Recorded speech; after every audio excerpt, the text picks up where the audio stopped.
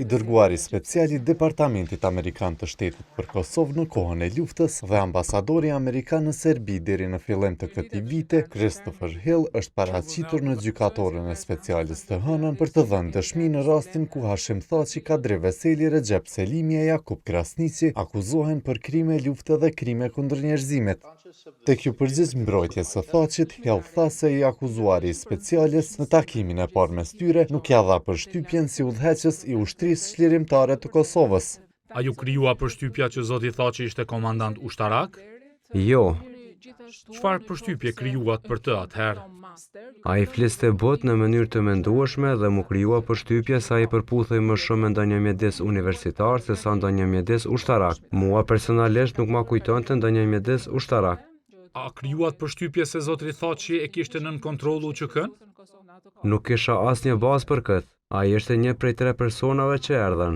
Ai ishte udhëheqësi i këtyre personave që i takova, por nuk mu krijua përshtypja se ai ishte një person që kishte në kontroll këtë organizatë të madhe ose që drejtonte këtë organizatë të madhe.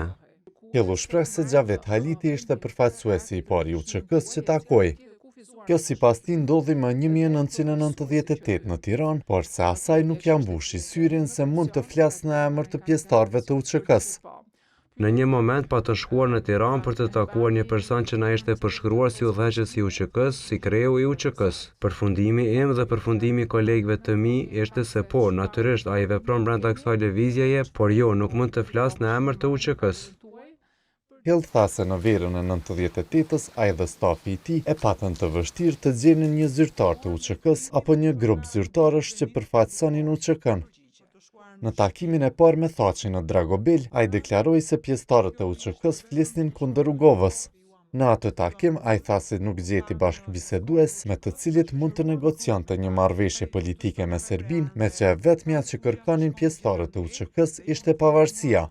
Sipas Hillit, njerëzit në Kosovë u irrituan me liderin e asaj kohe të LDK-s Ibrahim Rugova, kur ai nënshkroi marrëveshjen për arsimin me Slobodan Miloševićin dhe se ata shfaqen pritshmëri të mëdha që SBA-ja t'i përkrahte për pavarësi, kur në fakt Washingtoni në atë kohë përkrahte një lloj autonomie për Kosovën që ishte më e madhe se ajo me kushtetutën e vitit 1974.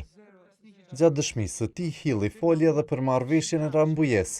Ai tha se vetëm surroje përkrahu dokumentin, teksa për Thaçin theksoi se nuk ishte në gjendje t'i thoshte po marrëveshjes.